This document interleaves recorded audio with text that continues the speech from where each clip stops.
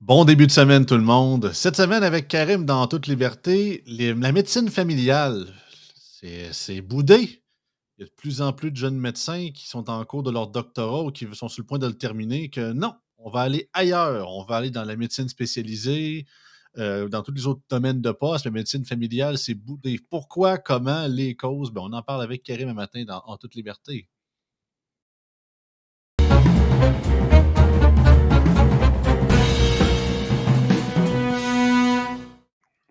Salut Karim.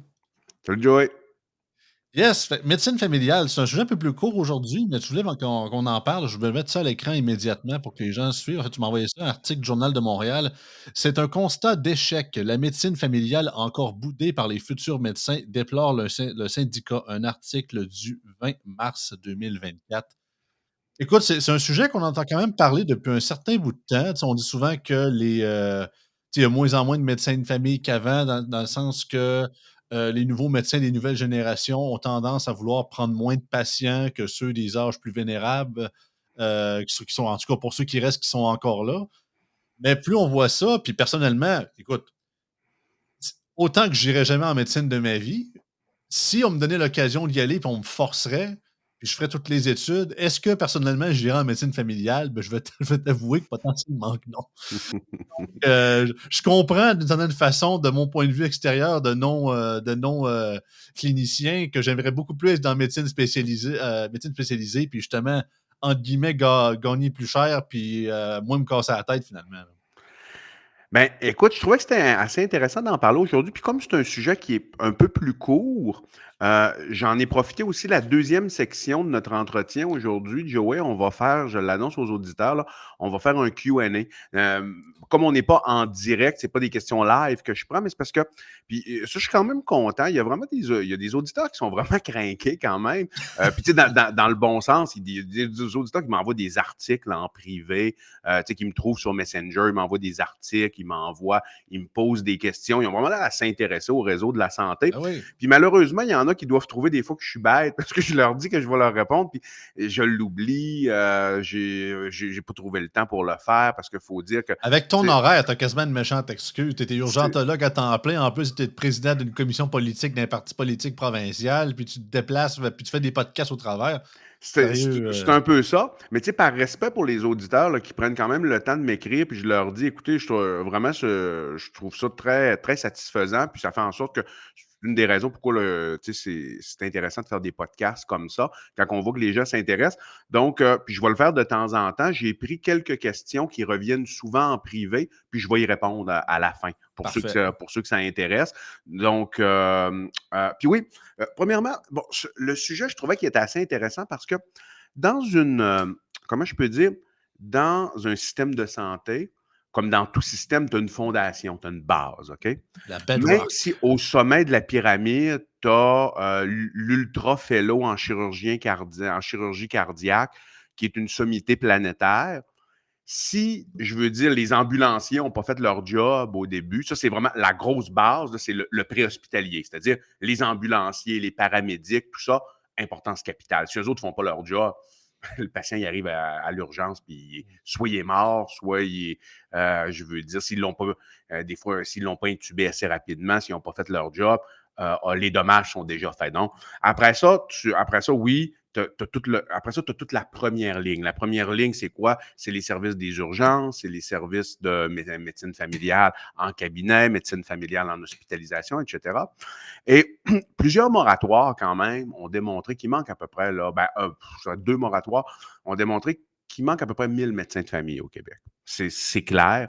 Et probablement que d'année en année, ce nombre-là de 1000 il va être sous-estimé en raison du vieillissement de la population. Vieillissement de la population, plus de gens malades, besoin de plus de soins, espérance de vie qui augmente, donc plus de cancer naturellement. Parce que rappelons, c'est quoi le cancer? Hein? C'est une cellule anarchique c'est une cellule qui devient que son développement, son accroissement, sa réplication devient anarchique. Ça, c'est une question de probabilité. C'est-à-dire, à tous les jours de ta vie, il se développe des cancers dans ton corps, mais tes lymphocytes T sont capables de le bloquer, le cancer. À un moment donné, tes lymphocytes, ils en laissent passer un.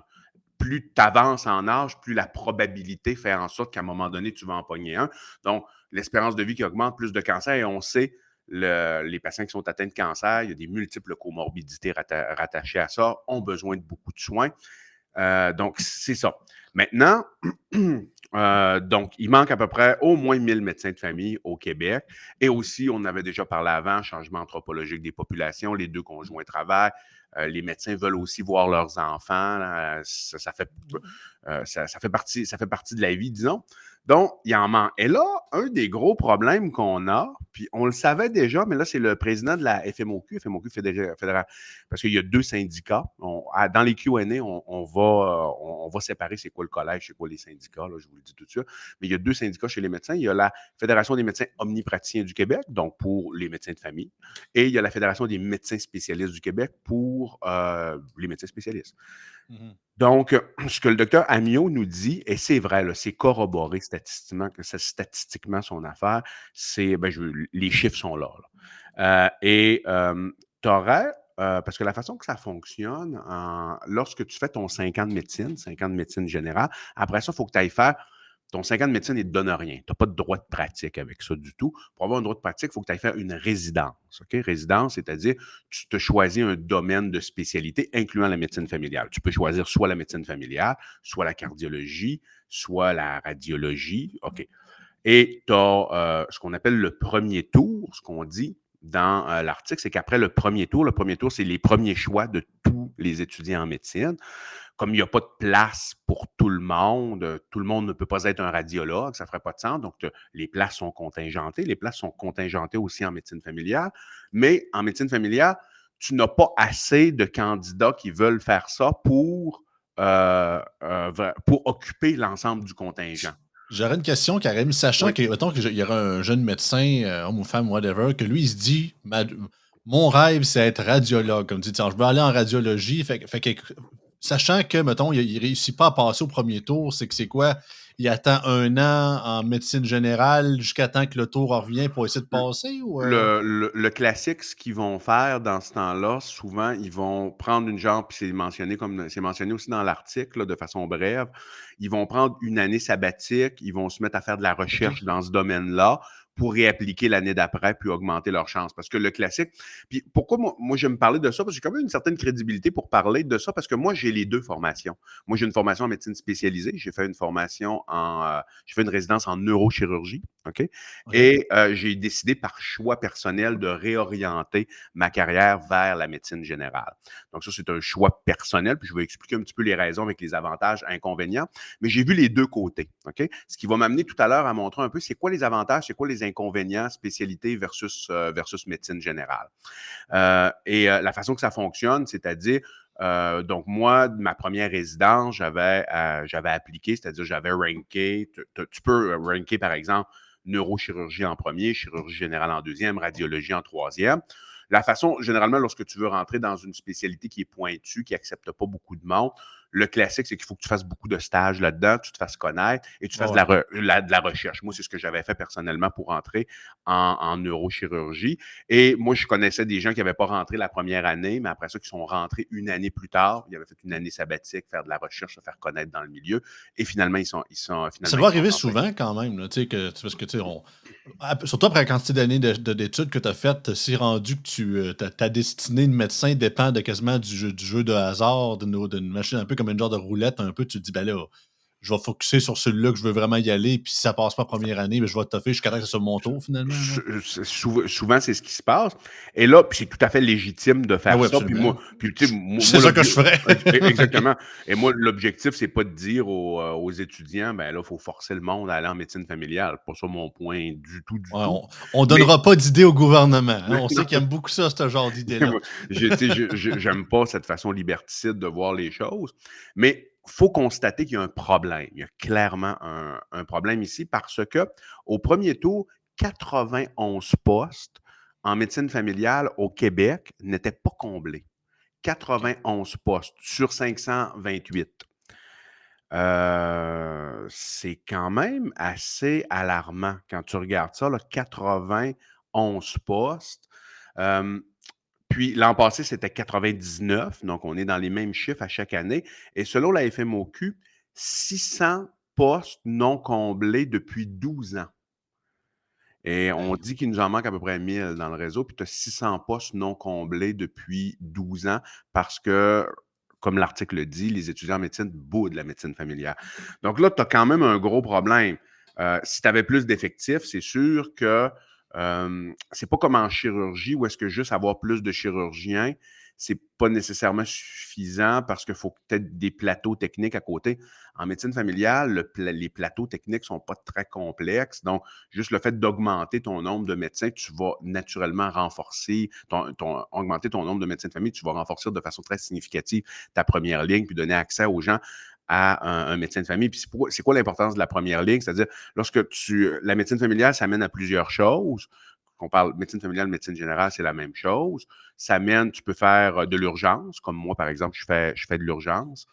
Tu peux faire du bureau, j'en fais aussi, là, je prends des patients en charge. Tu peux faire de l'hospitalisation, ça, j'en fais aussi, c'est-à-dire hospitaliser les patients des patients qui arrivent à l'urgence, qui sont malades, et tu les hospitalises parce qu'ils ont besoin de soins. Donc, tu peux travailler en CHSLD. Il y a donc une première ligne comme ça. Tu fais les soins palliatifs aussi. Euh, Beaucoup, là, la toxicomanie, c'est géré par les médecins de famille. Donc, l'importance d'avoir une première ligne qui est forte, c'est capital ah dans le oui. réseau de santé. Et là, on se rend compte que on a vraiment un problème de recrutement parce que les étudiants boudent cette première ligne-là. Puis si tu n'as pas une première ligne qui est forte, un autre problème, c'est que tu t'engorges potentiellement une deuxième ligne parce que si tu as trop de patients à suivre, puis tu es obligé pour voir ta clientèle de voir 25-30 patients par jour, tu n'as pas le temps de passer suffisamment de temps par patient et souvent, tu vas avoir tendance à donner une consultation en spécialité plus rapidement quand tu aurais peut-être pu régler le problème toi-même. Donc, tu engorges une deuxième ligne de façon vraiment non efficace. Puis Mais ça, c'est-tu pas, mais c'est-tu, excuse-moi de te couper, mais c'est-tu pas un peu logique, un peu derrière, dans le sens que, tu sais, je comprends qu'avant, tu sais, dans les plus vieilles générations, simplement être médecin tout court, c'était déjà un. Tu sais, il y avait lui, t'avais le médecin, t'avais le curé, puis t'avais à la limite l'avocat, puis c'était pas mal, tu sais, c'était quasiment les tops de la société, là. Je dis pas que ça l'est plus, là, ça l'est encore, mais on parle, c'est ça, on a une vision haute de la société aujourd'hui, de comment oui, c'était à tout à l'époque. fait. Puis que Tout ce à fait. soit médecine familiale ou peu importe, c'était pas mal tout égal. Puis on voyait que c'était essentiel. Mais là, ben, autant que un des problèmes de pourquoi ils veulent pas y aller, ben, tu vas le mentionner dans peu de temps de ce qui est relevé dans l'article, mais est-ce qu'il n'y a pas un peu une certaine logique derrière, sachant que je comprends, tu sais, on parle de médecine familiale, dans ma tête à moi, ça dit vraiment médecine généraliste. Donc, il faut vraiment que tu restes up-to-date sur, comme tu dis, plein de domaines, plein de dossiers, que ce soit en cardiologie, toxicomanie, de ci, de ci, de ça. Fait que tu as beaucoup de littérature médicale à rester up-to-date dans ta job aussi. Tant que ça, ou tu t'en vas en médecine spécialisée, mettons, je sais pas, en cardiologie, ben, autant que je comprends, il faut que tu gardes une certaine médecine de base, tu pas que tu penses, que tu comprennes un peu ce qui se passe, mais tu focuses juste sur le cœur. Puis tu dis, ah, parfait, regarde, tout le reste, je vais référer ça à un autre de mes collègues. Fait que c'est beaucoup moins de trucs en tout cas, c'est beaucoup moins compliqué en partant, là, tu sais, au lieu que Ouais, tout le corps humain au grand complet. Là. tout à fait. Puis ça nous amène T'es payé, puis exactement. t'es payé plus cher en plus, parce que justement, t'es spécialisé. C'est ça. Fait que, Donc ça nous amène vraiment à la puis c'est bien dit, Joey, tu as bien résumé ici. Ça nous amène à la seconde partie de l'article. Ce que le président docteur Amio de la FMOQ déplore par rapport à ce qui est mentionné, parce qu'il y a quand même des sondages qui sont faits auprès des étudiants, ce qui fait en sorte qu'ils sont moins intéressés par la médecine familiale. Puis moi, je vais donner mon analyse de ça après. mhm. Il parle de beaucoup de paperasse. Après ça, Tellement lourdeur. surpris. Là, c'est ça, beaucoup de paperasse. Après ça, la lourdeur des cas, le dénigrement de la profession et beaucoup de pression sur les épaules. Bon. Et le salaire. Bon. Prenons-les un par un. Commençons par la question du salaire. Ça, je dirais que c'est un peu la portion la moins crédible dans le sens que c'est vrai lorsque tu regardes les moyennes. Puis moi, je vais juste donner mon avis personnel. Là. Lorsque tu regardes les moyennes en spécialité, de façon générale, tu prends la moyenne des omnis, tu prends la moyenne des spécialistes, il y a à peu près un 30 d'écart entre les deux. Cependant, moi, je crois que ce chiffre-là est biaisé. Si je me fie à mon expérience personnelle, Moi, personnellement, je veux dire, je fais à peu près le salaire moyen d'un spécialiste, mais je travaille beaucoup, ça, faut le dire. Mais ce qui arrive, c'est qu'en médecine familiale, en médecine générale, tu as euh, plus de liberté par rapport au nombre d'heures que tu vas travailler dans une semaine. Tu sais. Moi, je OK. pourrais décider de ne plus faire d'urgence, par exemple, puis de faire uniquement 2 jours de bureau par semaine. Mon salaire diminuerait de façon très significative, mais j'aurais une qualité de vie à côté qui serait plus élevée. Dans beaucoup de spécialités, donc ça, puis tu as des gens en médecine familiale qui décident ce mode de vie-là. Dire, je vais travailler, je vais faire 3 jours de bureau par semaine, je ne ferai rien d'autre du tout. Mais c'est sûr que tu travailles 3 jours par semaine versus si tu en travailles 6, ben, il y a une différence versus si tu en travailles 5. Dans beaucoup de spécialités, tu n'as pas cette possibilité-là. On parle, par exemple, l'exemple de la cardiologie. Si tu travailles, si tu es cardiologue, par exemple, au Centre de pneumo et de cardio de Québec, là, ce qu'on appelait avant l'hôpital Laval, par exemple, il faut que tu as des listes de garde à couvrir. Puis il faut qu'à un moment donné, ta rotation vient. Il faut que tu couvres à un moment donné, une semaine, il faut que tu couvres l'unité coronarienne. L'autre semaine, il faut que tu couvres les consultations à l'urgence. L'autre semaine, il faut que tu sois de garde à l'étage.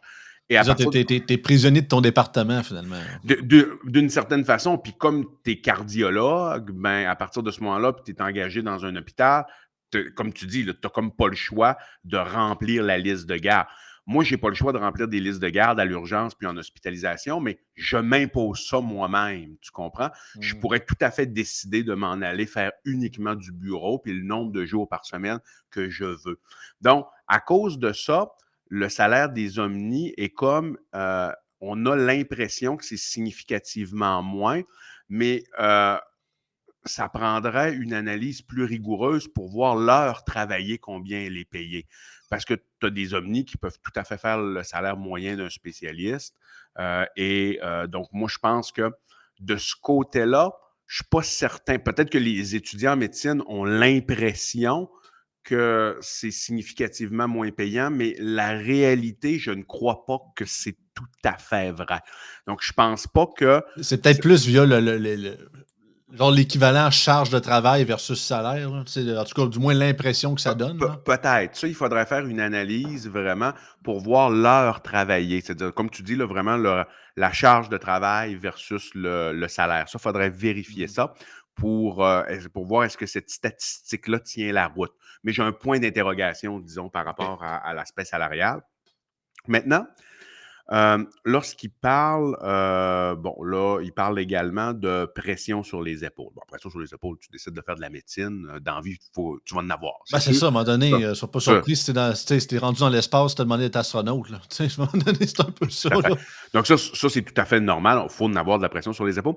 Mais j'apporterais un point ici que je pense que compte tenu de la personnalité des étudiants, des gens qui rentrent en médecine, peut-être que c'est un style de pression que la majorité n'aime pas. OK? Puis je vais expliquer. Moi, j'appellerais ça la gestion de l'incertitude. Lorsque les gens en médecine, les résultats académiques sont très importants pour. C'est pas juste ça, il y a des entrevues, il y a des tests psychométriques, mais la portion résultats académiques est très importante.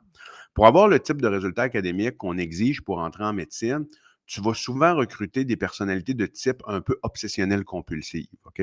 C'est-à-dire, tu sais, pas nécessairement des troubles de personnalité Non, non, non. obsessionnelle-compulsive, mais tu sais, des traits de caractère. Et ce qui est bien, bien documenté dans les traits de caractère obsessionnels compulsifs, c'est souvent les gens ont de la difficulté à gérer l'incertitude.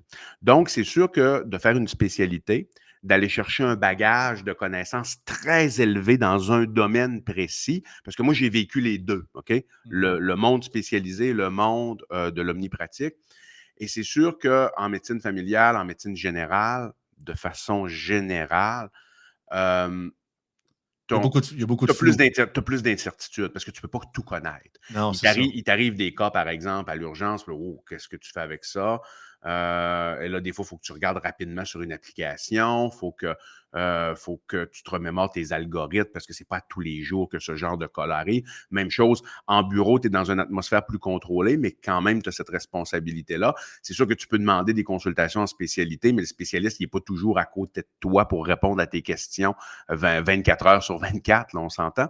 Donc, c'est une forme de gestion d'incertitude que que tu as moins en spécialité. En spécialité, quand tu as fait toute ta résidence au complet, tu as quelques années de pratique, souvent, pas mal 95% des cas que tu rencontres, tu sais exactement quoi faire, tac, tac, tac, C'est ça, tu les as quand il déjà arrive. vus, là, tu sais, parce que Mhm. c'est ça, le fait que c'est ultra général, c'est autant que c'est comme un genre de bonus-malus parce qu'un côté, entre guillemets, c'est captivant parce que justement, tu as l'impression d'aider vraiment les gens, tu es sur le plancher des vaches, comme tu dis, tu fais partie de la première ligne, puis tes journées sont pas toutes pareilles, sachant que oui, il y a des problèmes qui reviennent souvent, mettons, durant la saison des grippes, des trucs comme ça, mais généralement, tu sais, un cas en amène un autre qui est pas nécessairement le même à chaque fois. Tandis que Ouais, autant tu as l'élément moins certain, mais au moins tu vois de quoi de nouveau à chaque jour. Tandis que le spécialisé, ben c'est ouais, ça, là, tu sais, le gastro-entérologue, il en a vu d'autres, là, tu sais, fait qu'il a une pas pire idée, OK, c'est ça. tel symptôme, pas mal certain que c'est ça, tu sais. C'est ça.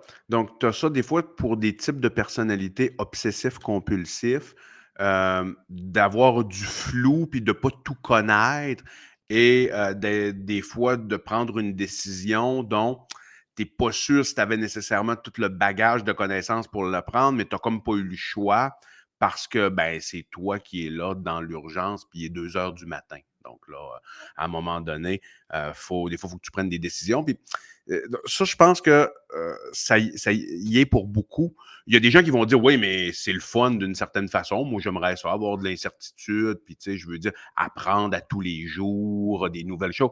Oui, mais je parle pour le type de personnalité souvent qui est admis dans les facultés de médecine. C'est quelque chose qui peut être lourd lorsqu'on parle de lourdeur sur les épaules. Je pense que peut-être le docteur Amiot, il voulait dire ça. Disons, moi, je l'interprète comme ça, là, de mon expérience empirique avec mes collègues. Ouais. Donc, l'autre chose ici, qui est vu, qui peut être vu comme un avantage ou un inconvénient, mais je pense que beaucoup de médecins le voient comme un inconvénient, c'est le suivi à long terme du patient. En médecine familiale, c'est-à-dire, tu prends un patient et c'est ton patient à partir de je veux dire, ça peut être à partir de ta première année de pratique jusqu'à ta dernière année de pratique. Tu as comme une responsabilité sur le patient jusqu'à ce que, mettons que le patient déménage ou le patient change de médecin de famille, mais la plupart du temps, tu demeures son médecin pour des décennies. Donc Oui, ça, comme moi, excuse-moi de te couper, moi, ouais, à la limite, je suis semi-chanceux parce que depuis que j'ai peut-être 5 6 ans, j'en ai un médecin de famille. J'étais un des rares, mais à la limite, je me sens un peu coupable parce que je m'en suis tellement pas servi souvent dans ma vie, contrairement à bien du monde, que je me dis, ben, c'est le fun d'en avoir un, mais je le rentabilise pas tant que ça parce que j'ai rarement été malade à un point que j'ai dû retourner voir mon médecin de famille, tu sais. Puis autant que ils vont dire, ben, c'est le fun, Joey, tu restes en santé. Ouais, je le sais, mais je sais que lui, j'ai peut-être encore, je sais pas, là, peut-être encore un 10 ans avec avant qu'il décide de prendre sa retraite, comme tout le monde, on vieillit tous. Hein. Fait qu'après ça, puis je le sais que plus je vais vieillir, plus mes problèmes de santé vont augmenter. Puis finalement, je vais retourner sur la liste d'attente au moment que peut-être je n'aurai le plus besoin d'un médecin de exact, famille. Tu sais. Fait que exact, c'est un peu exact. le cycle de la vie. Là. Exact, c'est ça. Et tu as beaucoup de médecins qui voient ce suivi à long terme. Tu en as certains qui le voient comme un avantage, OK? Donc, ceux qui choisissent la médecine familiale d'abord et avant tout, puis c'est la première chose qu'ils voulaient faire, puis c'est vraiment, ils étaient vraiment décidés de faire ça. Souvent vont le voir comme un avantage. D'autres vont le voir comme une lourdeur, c'est-à-dire d'avoir une responsabilité d'une personne, de la santé de quelqu'un pour des années, voire même des décennies. Euh, Certains vont préférer avoir une genre de pratique plus spécialisée où est-ce que, à partir du moment où le patient est stabilisé, ou que tu peux rien lui offrir de plus, tu lui donnes congé, tu le renvoies à son médecin de famille. Parce que Mhm. puis toujours, et il y a ça qu'il faut dire en médecine familiale, c'est que des fois, le spécialiste, il ne peut plus rien faire. Tu sais? Mais à partir du Ouais. moment où il ne peut plus rien faire, c'est normal. Le spécialiste ne suit plus le patient. Lui peut dire, vous retournez à votre médecin de famille. Mais lorsque le patient retourne à son médecin de famille, il y a encore des doléances, il y a encore mal, il y a encore de la souffrance. Donc, il faut que tu trouves une façon de l'accompagner, même si les traitements médicaux ont pas mal été donnés au maximum. Là, je vais donner un Non, exemple. c'est Par ça. exemple, le fameux hernie discale, mal dans le dos, OK? Mal dans le dos qui irradie au niveau de la jambe. Des fois, bon, tu espères quand tu l'envoies pour faire une infiltration dans le dos en radiologie, tu espères que ça règle le problème. Si ça ne règle pas le problème, le radiologiste, il va dire, j'en ferai pas deux. Là. Après ça, ou je vais en faire une deuxième. Si la deuxième ne fonctionne pas, ben, on n'en fera pas une troisième. Après ça, tu l'envoies en chirurgie. Puis le chirurgien, s'il dit non, c'est pas un cas que je peux opérer, il n'y a pas d'indication chirurgicale, mais il va quand même te revenir, il va quand même avoir mal, il faut que tu gères sa douleur, il faut que tu gères ses doléances, entre guillemets. Donc, il y en a qui trouvent ça, qui trouvent que ça, c'est lourd et qui préfèrent une genre de pratique où est-ce que tu vois les patients de façon plus ponctuelle, t'offres ton expertise de spécialiste et une fois que ton expertise de spécialiste est offerte, tu renvoies le patient à son médecin traitant qui est le C'est médecin de ça. famille. Donc, c'est beaucoup de médecins préfèrent cette approche-là plutôt que l'approche de constamment avoir un contact régulier avec le patient et de suivre le patient à long terme. C'est Ça, c'est là que les fameuses pilules placebo, des fois, rentrent en ligne de compte, hein, Karim? Des fois, ça peut, pas tout le ça temps, mais peut, ça des peut, fois, tu as ben oui, ben oui. l'impression que des petites capsules de sucre, c'est juste ça que ça prenait pour qu'il arrête de t'achaler. Ben, ben, en réalité, tu sais, on prescrit, c'est très rare qu'on va prescrire du placebo chez les patients, là. Ça, c'est très, très rare. Mais, Y a-tu des vraiment fois, ça dans les pharmacies? Genre vraiment une section qu'ils disent pas, tu sais, ils disent pas aux clients, mais c'est vraiment marqué genre placebo, puis OK. Mettons, je sais pas, mettons le médecin, il envoie un genre de papier avec un nom d'un médicament ou whatever, mais c'est comme le code name du placebo pour le pharmacien, là, c'est ben, ça? ça existe, mais pour que tu fasses ça sur le plan éthique, il faut vraiment que tu aies vraiment une excellente raison de faire ça Ouais, sur le plan éthique. Là, il y a vraiment, là, déontologiquement parlant, il y a vraiment des critères à suivre pour que je comprends. tu en arrives là. Moi, ça m'est jamais arrivé de le faire personnellement OK. dans ma pratique. Mais par contre, lorsque tu prescris un médicament à un patient, ça peut arriver. Il y a une composante placebo aussi qui peut. Les études le démontrent très bien. Là, je veux dire, des fois, tu prescris un médicament à un patient, puis le patient te dit qu'il va mieux. Euh, Si tu vois des signes physiques d'amélioration, je veux dire, il y a de l'eau sur les poumons, tu lui donnes un médicament, il n'y en a plus, tu le vois au rayon X, ben, là, on Ah, ça a s'entend, là, marché. ça a marché, mais beaucoup avec les antidépresseurs, tu as un effet placebo qui est assez important, là, donc Mmh. de déterminer est-ce que c'est plus ton médicament ou c'est plus l'effet placebo qui a aidé. Euh, Parfois, ça Ouais, peut ouais. être difficile. Après ça, quand on regarde, par contre, il y a certains avantages, puis ça dépend. Puis bon, il parle de dénigrement. Bon, dénigrement, c'est-à-dire que ça dépend comment je peux dire, des pays, ça dépend des nations, ça dépend du peuple.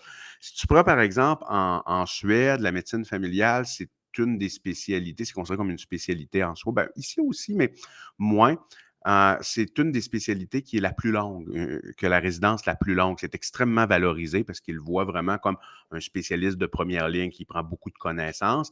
Ici, c'est vrai que sur le plan comment je peux dire, du prestige social, pour ceux que c'est important, là, c'est sûr que c'est moins prestigieux qu'être cardiologue ou qu'être chirurgien. C'est Mais ça, là, tu sais, autant ici, tu es médecin de base, mais tu sais, souvent, mettons, justement, comme tu le dis, on dirait que comme, mettons, quand tu es un neurochirurgien, pas tant de trucs, puis l'autre, tu es médecin de famille, on s'entend que on a tendance à dire que le neurochirurgien est sûrement plus brillant ou plus prestigieux que l'autre, là, tu sais? Exactement, ce qui est tu sais, c'est une fausse mentalité à avoir, mais ça dépend des peuples. Comme, les Ouais, Suédois voient ça de façon très, très, très différente. C'est ultra valorisé, la médecine familiale en Suède.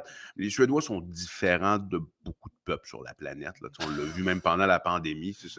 en effet. C'est un peuple assez particulier, je pense, là, dans le bon sens, honnêtement.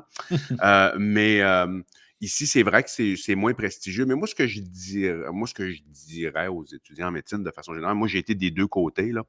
Puis lorsque tu es en neurochirurgie, par exemple, tu le vois. Lorsque tu es là, tu le vois plus le prestige, pantoute, là. Tu arrives, tu travailles, puis le monde qui te voit à l'hôpital, ils s'en foutent là, que tu sois neurochirurgien ou cardiologue. C'est des choses que faut pas que tu prennes une décision de carrière basée là-dessus parce qu'au jour le jour, quand tu es dedans, tu vois plus ça du tout.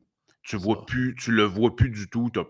C'est pas ça qui te donne une satisfaction comme telle. À part C'est les des choses. proches mettons, du patient que tu as dû opérer le cerveau ou quoi que ce soit, puis qui te Ouais. disent merci, merci à la fin, Ah pas mal ben la seule oui. affaire que tu vois, là, tu sais? Mais ça, c'est de la valorisation. Puis ça, peu importe qu'est-ce que tu fais, je veux dire, au bureau, et ça, j'en arrive, ça, c'est un des avantages de la médecine familiale, c'est que des merci puis des cartes de Noël, là, t'es probablement, si tu aimes ça, avoir ça de tes patients, t'es vraiment à bonne place pour ça. Parce que tes patients, ils finissent que par vraiment t'apprécier.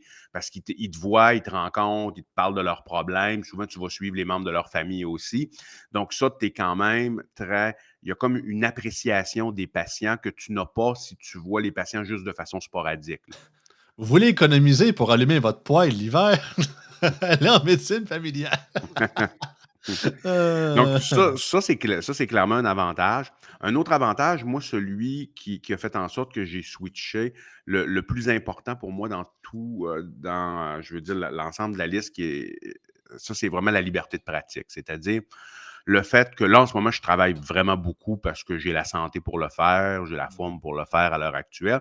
Mais si rendu à 55 ans, je veux diminuer ma pratique, je vais être tout à fait libre de le faire. Tandis que si j'étais chirurgien, ça se peut que je puisse pas le faire. Tu sais, tu comprends? Donc, peut-être qu'à 55 ans, je vais travailler encore autant que je travaille en ce moment. Peut-être qu'à 60 ans, je vais travailler autant que je travaille en ce moment. Mais je sais pas, mais c'est très difficile à dire. mais s'il y en a Comment... plusieurs qui font ça, Karim, mettons que, je sais Ouais. pas, des gens qui ont fait du spécialisé, quasiment toute leur carrière, mais en fin je veux dire en fin de mandat, mais en fin Non, tu peux pas. en fin de carrière, ils se décident: «Bah, mettons, pour finir mes vieux jours, je vais être plus tranquille, je vais aller je vais retomber Non, omnipraticien», ben, non, tu peux pas, tu peux pas. ah non, Parce c'est que bon? c'est 2 formations complètes. Non, non, tu serais OK, dangereux. C'est-à-dire, tu peux pas avoir fait de la gynécologie toute ta vie, puis après ça, aller faire de la médecine familiale, là. c'est sûr. C'est-à-dire que tu vas avoir un cas de cardio, tu vas être dangereux. Non, non, il faut que tu aies vraiment la formation de résidence. Il faut vraiment que tu aies la formation Je de comprends. résidence en médecine familiale, comme qui est une résidence, comme la résidence en cardiologie, comme la résidence. Donc, c'est pas OK. mais c'est une très bonne question. Tu sais, il y a des gens qui le posent, là, qui disent OK, bah, non, non, clairement, tu ne peux pas faire ça. Donc, ça, tu as quand même t'as une liberté de mouvement aussi. C'est-à-dire, plus ta spécialité elle est pointue, plus elle se pratique uniquement dans certains hôpitaux. Donc, tu n'as pas beaucoup de choix. Moi, personnellement, je peux me promener un peu partout si je veux, là. Donc, si je suis tanné d'un coin, je peux m'en aller dans un autre coin. Si je suis tanné de l'ambiance de travail n'est pas bonne avec mes collègues ou des choses comme ça, Mmh. je peux décider de partir. Je pourrais décider d'aller au Saguenay, de retourner au Saguenay si ça me tentait. Je pourrais décider d'aller sur la côte nord, des choses comme ça. Donc, tu es beaucoup plus mobilisable. Puis ça, c'est un des points qui est un avantage. La diversité de pratiques, moi, personnellement, je le vois comme un avantage, apprendre un peu à tous les jours. Moi, je vois ça comme un avantage. Il y en a qui le voient comme un inconvénient, par contre. Donc, Mmh. tu sais, je pense qu'on a fait un peu le tour là, des avantages et inconvénients. Puis, j'essaierais de dire quelle solution on pourrait apporter à ça. Avant d'aller, tu sais, quelle solution? Bon, la, il y a beaucoup de. Ah oui, le dernier point qui est un gros désavantage, c'est la paperasse, la lourdeur. Parce que comme tu es le médecin traitant du patient, comme c'est toi qui suis le patient, c'est assez rare que le spécialiste va remplir des formulaires d'assurance ou des choses comme ça. Ça peut arriver, mais souvent, il va référer à son médecin de famille pour faire ça. Donc, les formulaires de CNESST, par exemple, pour les accidents de travail, les formulaires d'assurance, les formulaires de Revenu Québec ou les formulaires de Revenu Québec, d'Emploi Québec, du ministère du Revenu du Canada. C'est tout toi qu'il faut qu'il remplisse ça. Donc, ça, c'est sûr qu'il y a une lourdeur. Lorsque tu peux diminuer la lourdeur bureaucratique en décloisonnant les professions, exemple, ce que le ministre de la Santé veut faire, puis ça, c'est une bonne chose, c'est de faire en sorte que, par exemple, disons qu'un patient est suivi par un physiothérapeute pour il y a une entorse lombaire, un physiothérapeute est très bien capable de le suivre. La CNESST, à l'heure actuelle, souvent le plus important pour l'entorse lombaire du patient, c'est pas le médecin, c'est le physiothérapeute. Mmh. Et souvent, le médecin, on va corroborer, on va signer, puis on va dire on est d'accord avec ce que le physio suggère, mais il faut quand même que ce soit le médecin qui remplisse le papier de CNESST. Parce que ça, c'est exigé par la loi. Il faut que ce soit un médecin qui remplit ça. Médecin ou même, je crois que les infirmières praticiennes spécialisées, ils ne pouvaient pas le faire jusqu'à il n'y a pas longtemps, mais là, vont pouvoir le faire.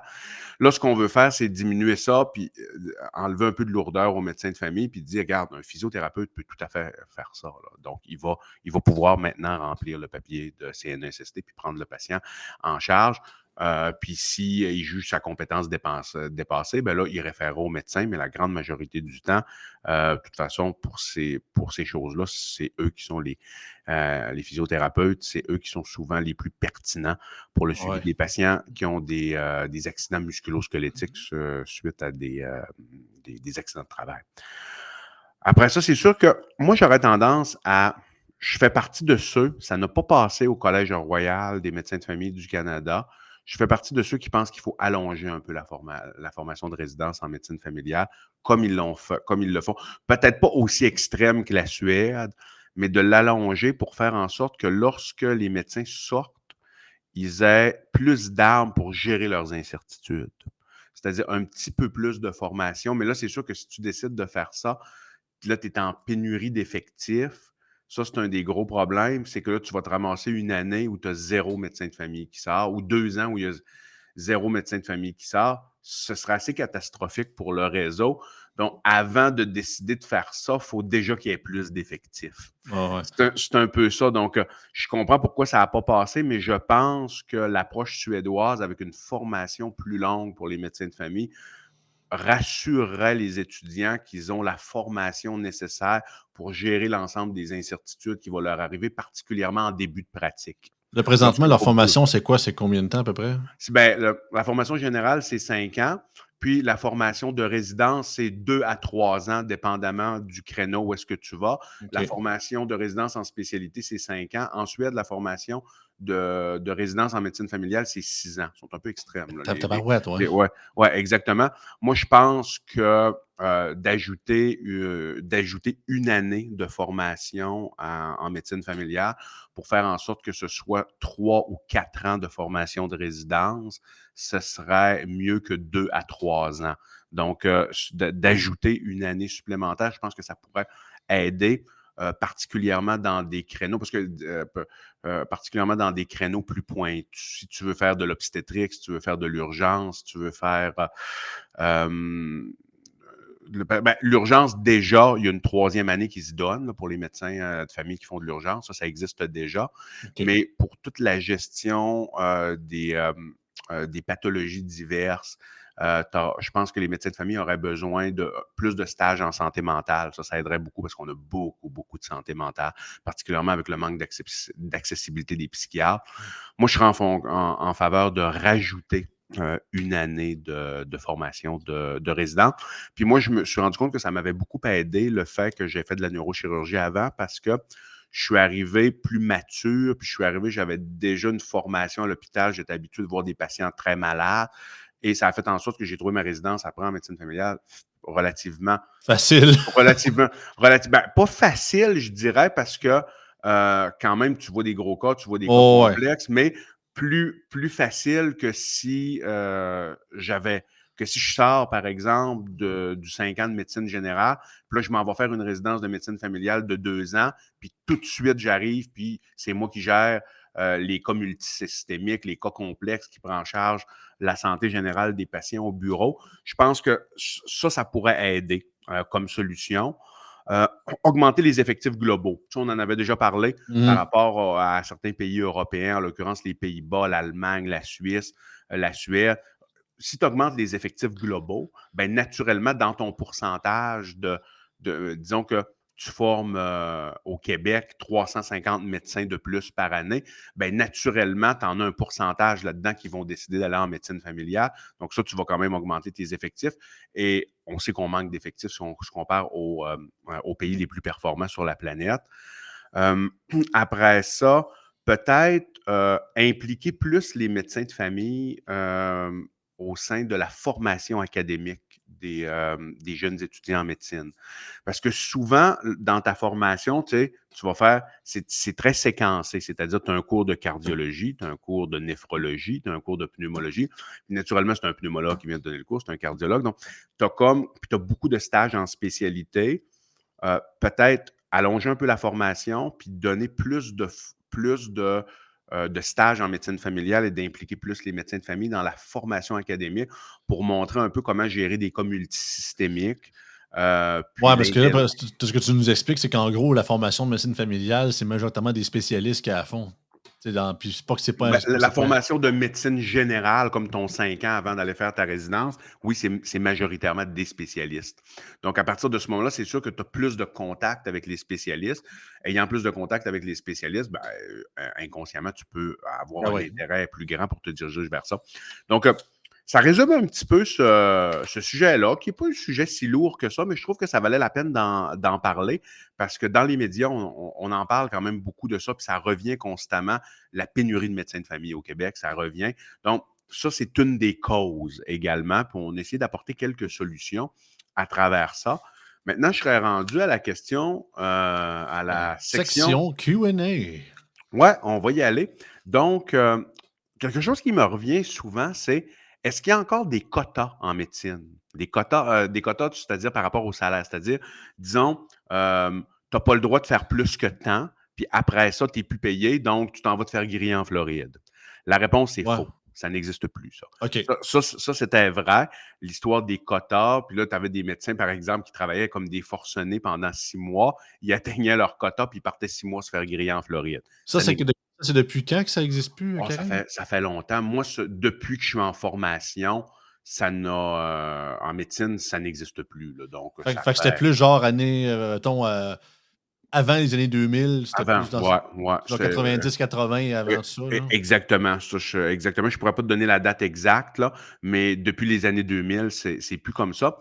Là, maintenant, il y en a qui vont tergiverser puis qui vont dire: «Ouais, mais c'est écrit, j'ai fouillé dans la RAMQ que, par exemple, un médecin de famille peut pas charger plus que tant d'interventions cliniques, puis un ORL peut pas charger plus que ça par mois de telle intervention». Bon, il y a des petites choses qui existent comme ça, mais ça, c'est pour faire en sorte que, tu sais, des fois, tu avais des médecins qui abusaient et qui surfacturait. Donc là, la RAMQ a dit, je vais donner un exemple, par exemple en médecine familiale au bureau, tu n'as pas le droit de charger plus qu'un nombre X de ce qu'on appelle des interventions cliniques, OK, dans une même journée.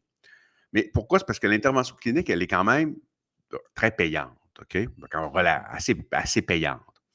Et là, c'est sûr que si tu es toute ta journée sur l'intervention clinique, puis tu es toute ton année sur l'intervention clinique, tu en avais qui faisaient ça, ben là, c'est comme pas raisonnable qu'à la fin de l'année, tu sois rendu, tu sais, je veux dire, tu billes 1 million. Là. Tu sais, c'est comme à faire du suivi en bureau de façon générale. Tu sais, euh, Il donc, y en a qui aimaient trop soigner le patient qui aurait peut-être pas tu sais, vous avez mal au coude, bon, au coude, on va vous faire une opération, au bras ouvert, puis on va vous changer un nerf, de quoi, tu sais? tu sais, je veux dire, ça se passe pas vraiment parce que déontologiquement, tu peux perdre Non, ta non, non, mais licence là, si tu je fais ça. caricature, là. Je comprends très bien que tu caricatures, je comprends ton point.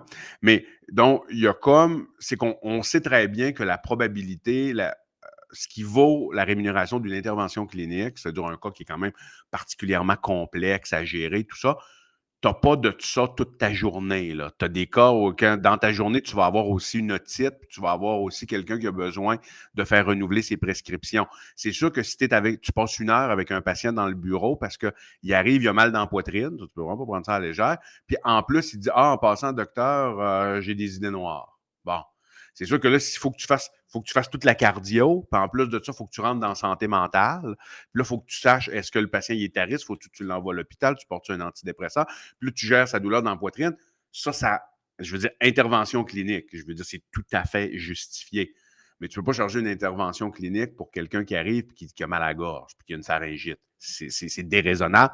Donc, pour cette raison-là, parce qu'il y avait eu de l'abus, la RAMQ a dit wow, OK, il y en a un nombre maximum par jour. Même chose. Donc, mais ça, ce n'est pas des quotas absolus de salaire, c'est plutôt des quotas d'actes cliniques qu'on juge démesurés si tu en charges trop. Mmh. C'est un petit peu ça. Donc, ça, c'est pour la question des quotas.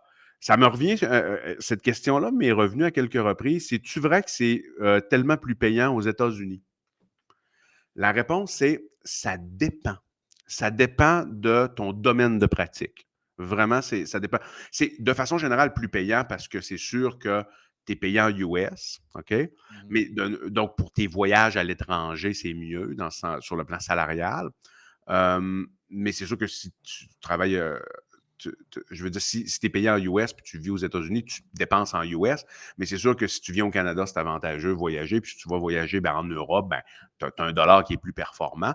Donc, tu as ça. Souvent, c'est l'impôt. L'impôt fait la différence. Donc, Ça doit dépendre des États aussi, hein, Karim? ça dépend des États. C'est sûr qu'en Floride, je veux dire, je pense que tu as juste 21 d'impôt parce que tu as t'as juste le fédéral, tu n'as pas la taxe, t'as pas la taxe d'État, d'État de la Floride. Donc, c'est sûr que c'est avantageux. Là. Mmh. Financièrement, ça devient avantageux. La Californie, moins, parce qu'ils payent presque autant d'impôts que le Québec.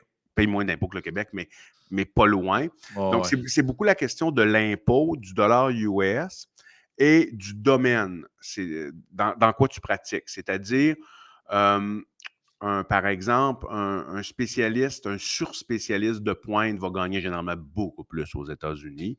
Un urgentologue, quand je regarde un petit peu les données, c'est un petit peu plus. C'est-à-dire, mettons que j'étais urgentologue aux États-Unis, je ferais un petit peu plus. Si tu prends le salaire absolu, significativement plus, dépendamment de l'État, en raison de l'impôt.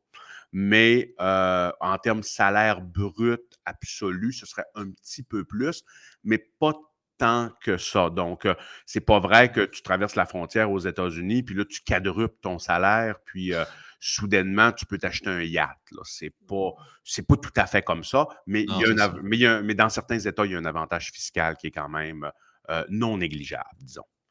Euh, une autre chose, c'est quoi la différence entre le Collège des médecins et les syndicats des médecins? Et ça, je suis content qu'on m'ait posé cette question-là parce qu'on entend vraiment du n'importe quoi tout le temps par rapport à ça. Veux-tu ma réponse? Le taux de resserrement sur les couilles du gouvernement. Moi, c'est le même que je le verrais. Toi, c'est comme ça que tu le vois. Ouais, Moi, c'est ça. Je pense que le collège des médecins a plus de marge de manœuvre, puis pas mal, en tout cas, selon moi, ont beaucoup plus de contrôle. Les bourses sont beaucoup plus le, écoutés que les autres centrales syndicales. En tout cas, c'est comme le top, le roi de la leur, montagne, si je peux dire. Là. leur rôle est différent. C'est-à-dire, Mhm. le collège, c'est un ordre professionnel qui régit la pratique des médecins. Donc, son rôle, c'est la protection du public. Donc, c'est-à-dire, disons que tu fais du malpractice, ben, c'est eux qui vont te taper sur les doigts. C'est eux qui t'exigent la formation continue. Donc, tu as un minimum de formation continue, c'est 250 heures par 5 ans. Donc, si tu ne fais pas ça, ben là, tu vas être sanctionné. Tu sais, déjà, c'est beaucoup comme ça. Ou tu Après dis ça, des vérités sur la COVID-19 d'une radio de Québec. C'est ça aussi, tu peux c'est te faire sanctionner. C'est exactement. ça. Donc, ce que tu as le droit de dire publiquement, ce que tu n'as pas le droit de dire publiquement, ça, c'est le rôle, ça, c'est le collège comme tel. Donc, le collège, ce n'est pas, euh, contrairement à ce que beaucoup disent, là, c'est pas l'ami des médecins. Là. La majorité des médecins, ils ne veulent pas le voir, le collège, du tout. Là. Tu comprends? C'est C'est le pas bureau inquisitorial des médecins, quasiment exact. ça. Tu caricaturises, mais Oh, ouais, mais pour, c'est un mais peu ça. pour le commun des mortels, puis c'est juste, puis c'est bien de le caricaturiser dans le sens que c'est important que monsieur, madame, tout le monde comprenne c'est quoi là, la différence entre les deux. Puis c'est pour ça qu'il y a quelques auditeurs qui me l'ont posé cette Mais c'est question-là. pas le Puis, seul, hein, parce que, excuse-moi, ouais, peut-être une mini parenthèse, Karim, parce que tu sais, il y a différents collèges. Tu sais, peut-être qu'il y a le collège des médecins, mais je pense qu'il y a aussi. Ben, on parle des collèges ou des ordres professionnels, mettons l'ordre des psychologues ou l'ordre oui. des notaires, Mais ou whatever. le Collège des Et médecins du Québec est aux médecins ce que l'Ordre des psychologues c'est ça. est aux psychologues. Exactement. J'avais Et entendu de quoi d'assez spécial là-dessus, puis c'est une mini parenthèse, mais je trouve des fois qu'il y a comme un côté un petit peu trop se prendre au sérieux, là, tu sais, comme, hey, vous êtes juste un ordre professionnel, à un moment donné, vous êtes pas la reine d'Angleterre, là. Tu sais, il y avait quelqu'un que je connaissais que, c'est une femme, elle était psychologue de formation, plusieurs années membre, bien sûr, de l'Ordre des psychologues du Québec. Puis, c'était relié justement à la politique. Puis, elle disait, il dit, selon les directives, il dit, pour l'Ordre des psychologues du Québec, il dit, selon leurs directives, à eux autres, il m'est impossible de me présenter en politique et de dire que je suis psychologue. Faut que je dise absolument que je suis, mettons, détenteur d'un doctorat ou d'une J'ai maîtrise en j'ai en j'ai ent psychologie. j'ai C'est entendu j'ai entendu ça également d'une psychologue qui m'avait dit ça. Je suis surpris, mais oui, apparemment donc c'est-à-dire que non. chez les psychologues, pour ces choses-là, c'est plus sévère que le collège des médecins, là, pour ces genres Ouais, ouais. ces genres de choses-là. L'ordre des psychologues, c'est quand même quelque chose. Après Je ça, trouve juste ça con. C'est comme, OK, quoi, c'est quoi? Parce que là, tu t'en vas en politique. De facto, tu n'iras pas faire de la pratique clinicienne. On s'entend, c'est interdit. Fait en quoi relier la politique à la psychologie, ça fait. Tu sais, les médecins, ils le font, puis les avocats le font. Toutes les autres professions le font, les mais les ingénieurs le psychologues. font, toutes C'est les ça, mais ouais, ouais, exactement. je Les comprends qu'on compta est les c'est une parenthèse que je fais, mais tu sais, je ouais. trouve tellement que c'est comme oh non, Les nous, co nous sommes au-dessus de ça. Là, non, vous n'avez pas le droit de prendre notre Ouais, ça terme. Tu sais. honnêtement, l'ordre des psychologues, je les trouve saucés là-dessus parce C'est que ça, je trouve que ça fait premièrement, un peu. C'est un peu sectaire, des fois, j'ai l'impression, des autres professionnels, ils en se tout cas, dans certaines pratiques. Là. ils se démarquent des autres ordres professionnels par rapport à ça. C'est vrai ce que tu dis, vraiment une psychologue me l'avait confirmé, qu'en réalité, je veux dire, moi, je pense, en politique, ça te prend des gens de tous les domaines. Ah oui. C'est important que tu aies quelques médecins, c'est important que tu aies quelques infirmières, c'est important que tu aies des ingénieurs. À un moment donné, je veux dire, ministre de l'Énergie, là, c'est quand même intéressant. Un ingénieur, ça peut être quand même ça peut être très intéressant à voir. Ça peut être Donc, pratique. exactement, c'est en plein ça. Donc, ouais, l'ordre des psychologues, assez saucé là-dessus, disons. Maintenant, bon, c'est ça. Est-ce que c'est le Collège des médecins qui décide si une infirmière a le droit de faire un acte médical? Est-ce que c'est le collège qui décide ça ou est-ce que c'est le ministre de la Santé? La réponse est le ministre de la Santé. Non, c'est ça, je veux dire. C'est le ministre de la Santé. Le collège n'a pas le pouvoir de dire au ministre les infirmières n'ont pas le droit de faire ça, les pharmaciens n'ont pas le droit de faire ça. À partir du moment où C'est le la FIC qui s'occupe des autres de toute façon. C'est la FIC, c'est la Fédération des infirmières. ça, c'est leur syndicat, c'est Syndicat. l'ordre professionnel L'art des. professionnel, c'est ça. Exactement. C'est-à-dire, donc, c'est une négociation entre le ministre de la Santé du Québec et l'Ordre des infirmières. Mhm. Maintenant, parce que l'Ordre des infirmières, eux autres, ils peuvent dire, par exemple, c'est bien beau que. Ça arrive, là, des choses comme ça. Là. Même chose pour l'Ordre des pharmaciens. Lorsque le ministre, par exemple, veut donner plus de pouvoir aux infirmières, aux pharmaciens, aux physios, des fois, leurs ordres professionnels vont dire, ouais, mais attendez un peu, là. Nos membres n'ont pas la formation pour ça. Là. Nous autres, ça va nous prendre du temps parce qu'il faut assurer la protection du public. Donc, à partir de ce moment-là, vous ne pouvez pas nous arriver demain matin et ils ont le droit de faire ça. Sinon, ça leur prend, nous, on juge que ça leur prend 1 année, 2 ans de plus de formation ou 3 mois de formation continue dans quelque chose, tout ça. Mais ce n'est pas le collège qui décide si les infirmières ont le droit de faire quelque chose ou pas. C'est une fausseté. C'est le ministre de la Santé qui a ce pouvoir-là. Et par contre, le ministre de la Santé, des fois, il peut se faire freiner, pas légalement parlant, mais par exemple, l'Ordre des infirmières pourrait dire ouais, on n'est pas prêt encore à ça. Ou l'Ordre des pharmaciens peut dire on en est déjà assez sur les épaules en ce moment. Ça va prendre plus de formation pour nos pharmaciens. Puis à partir du moment où est-ce qu'ils auront plus de formation, ben, la loi rentre en vigueur. Il y a des négociations comme ça. Là.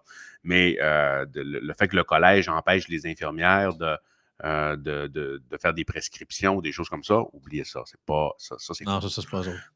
Maintenant, les syndicats, ce qu'on appelle FMOQ, FMSQ, ça, c'est des syndicats. OK? Donc, ça, eux, vraiment, ils ont un billet favorable à leurs membres. C'est un vrai billet pour ce syndicat. C'est leur rôle. C'est quoi la différence entre la FMOQ, la FMSQ et, par exemple, la CSN, la FTQ, la FIC? C'est que les syndicats de médecins, ils s'en tiennent, ils ne sont pas invasifs sur la pratique des médecins. OK? Je vais expliquer.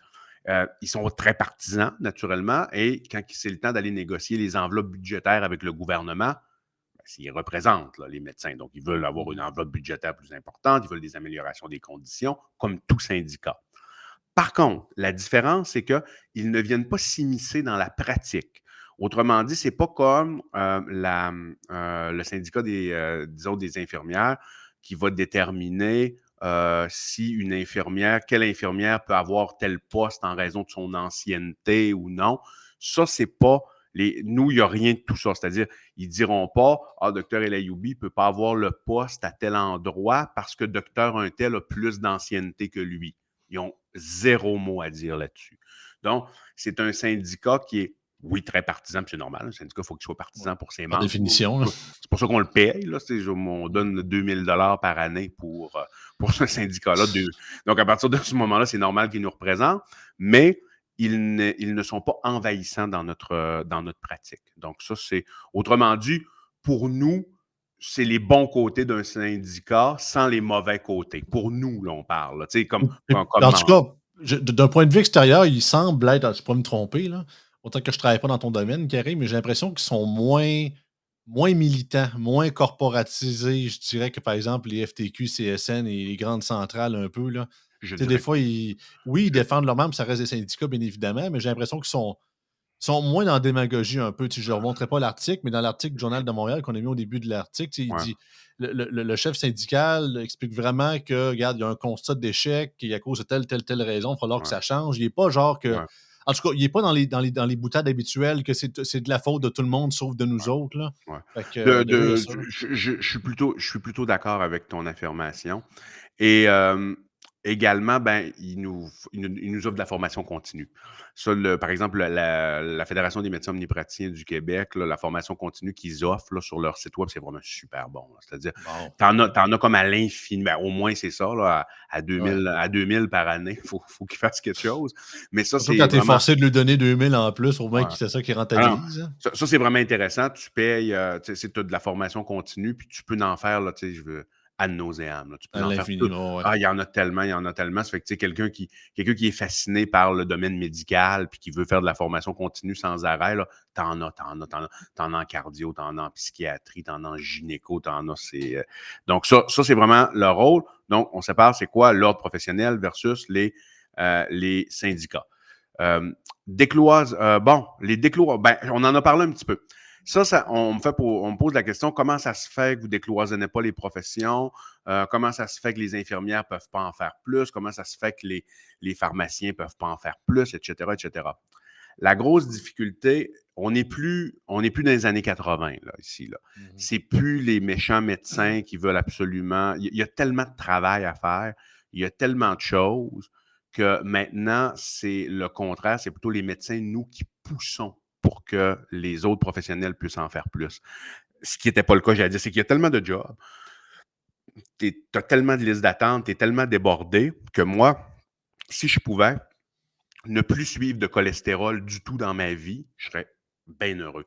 Si je pouvais ne plus traiter de maux de gorge, des pharyngites, je serais bien content. Si tout ça s'était fait par des infirmières, moi, je serais super content. Puis la grande majorité de mes collègues aussi. Je pourrais passer plus de temps pour faire des infiltrations éco-guidées, des choses comme ça. Je pourrais passer plus de temps à aller faire de la formation continue, me former dans des choses plus pointues. Mhm. Vraiment, on est rendu là. Le problème, puis je comprends mes collègues infirmières, pharmaciens, physio, c'est qu'ils en ont déjà beaucoup dans leur cours aussi. Puis à partir du moment, la loi à l'heure actuelle, si on prend là, particulièrement la pharmacie, qui est un domaine que je connais quand même bien parce que j'ai été en couple là, plus d'une décennie avec une pharmacienne, et les lois 31 et 41 à l'heure actuelle, euh, ils permettent de faire énormément de choses aux pharmaciens. Et souvent, ils ont juste pas la capacité de le faire.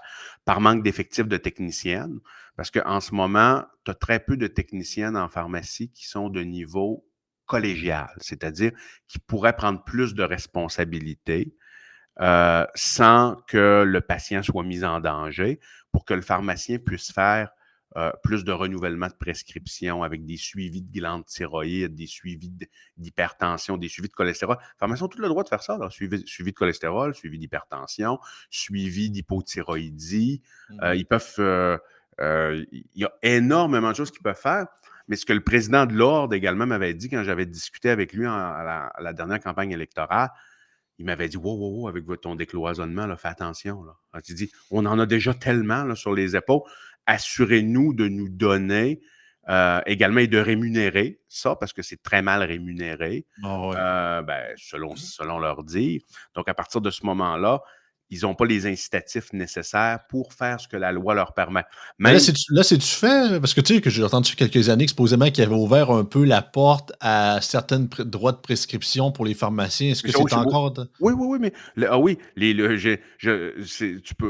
tu peux regarder dans Google loi 31 et 41 en pharmacie, tout ce qu'ils ont le droit de faire.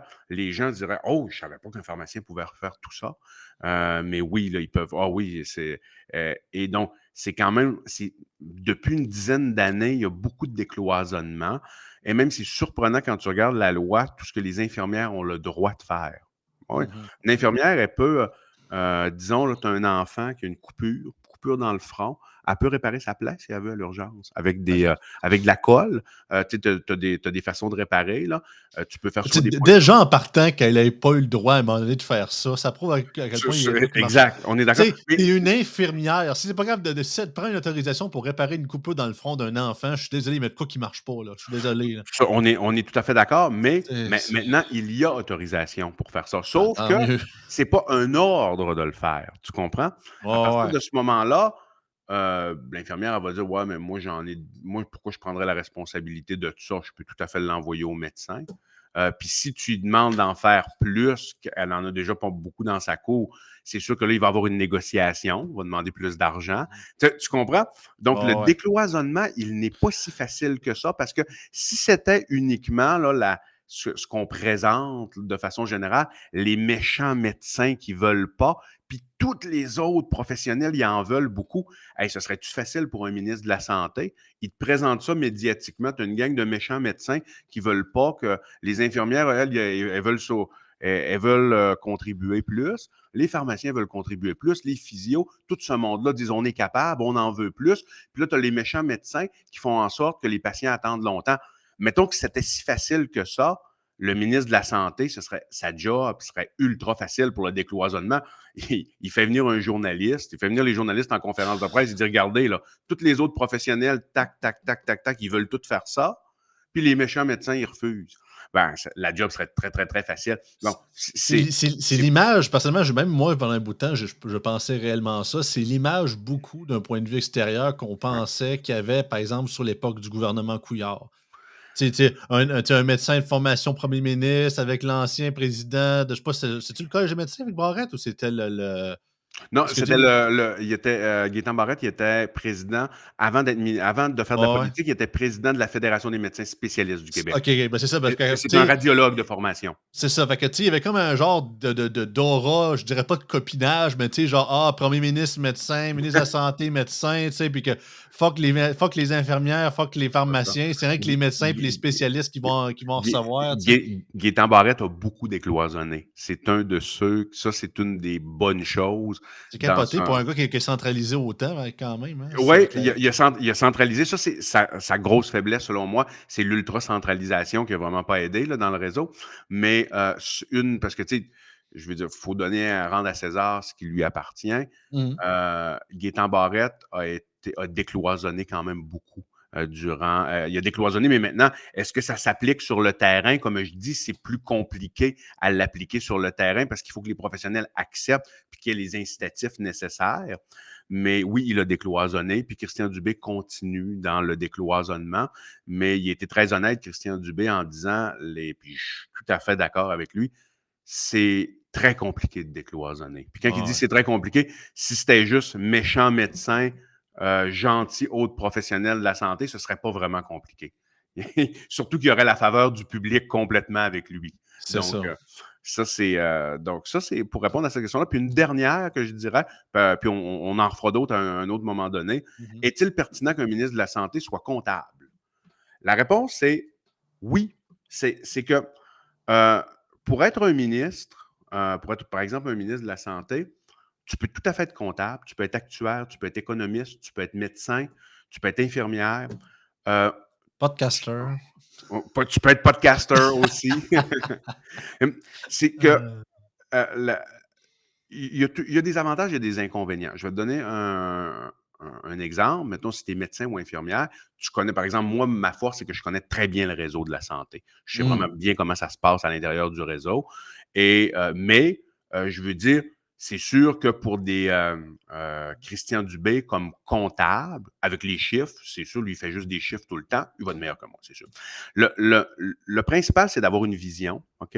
C'est-à-dire, tu peux être comptable et avoir une vision, tu peux être médecin et avoir une vision, tu peux être infirmière et avoir une vision, tu peux être actuaire et avoir une vision. Et l'inverse également, tu peux être tout ça et avoir aucune vision, puis continuer dans le même modèle puis te planter. Donc, le plus important, c'est d'avoir une vision, d'avoir une formation académique nécessaire pour faire une analyse rigoureuse. Je veux dire, comptable, c'est bien correct. Et il faut que faut que tu aies l'humilité selon moi, là, moi c'est ma perception, il faut que tu aies l'humilité de t'entourer de gens complémentaires à toi. Mhm. C'est-à-dire, si tu es médecin, ben, de t'entourer autour de toi dans ton équipe pour te conseiller dans ton ministère de la Santé. Si tu es médecin, tu t'entoures juste de médecins, tu risques de te planter.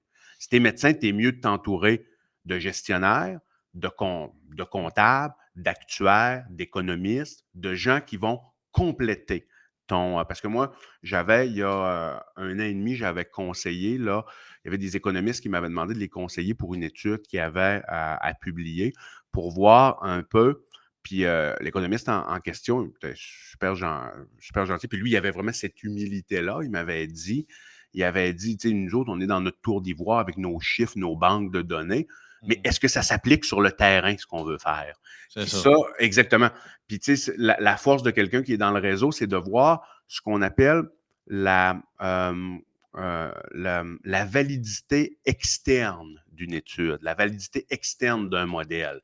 Est-ce que c'est beau les chiffres, les calculs, tout ça, mais est-ce que dans le concret, il s'applique dans le réseau? Un bon exemple que je vais donner ici, c'est, disons, le modèle suisse, il est extraordinaire, mais sa validité externe pour l'appliquer au Québec, elle est moindre que le modèle de la Suède ou des Pays-Bas, par exemple, parce que le modèle de la Suisse, quoi qu'il est extrêmement performant, puis c'est vraiment un excellent système de santé, il est tellement loin de celui du Québec que pour l'appliquer, il faudrait que tu fasses table rase complète. Mais faire table rase complète dans un réseau, tu peux pas faire ça. Je veux dire, Non, même non. Millet en Argentine, c'est pas table rase complète. Là. Oui, il y a une tronçonneuse, mais il brasse beaucoup. Mais tu peux pas prendre un modèle, casser complètement ce modèle-là, puis mettre l'autre, parce que tu as des êtres humains à travers tout ça. Il faut que tu aies une Non, c'est ça. acceptabilité sociale. Donc, ça, c'était pour répondre à cette question-là. Moi, j'ai aucun problème que Christian Dubé soit ministre de la Santé et comptable, mais il faut qu'il s'entoure de gens qui ont une compétence euh, euh, distincte de la sienne pour combler ses faiblesses, comme moi, comme un médecin, par exemple, Gaétan Barrette ou Philippe Couillard, ou peu importe.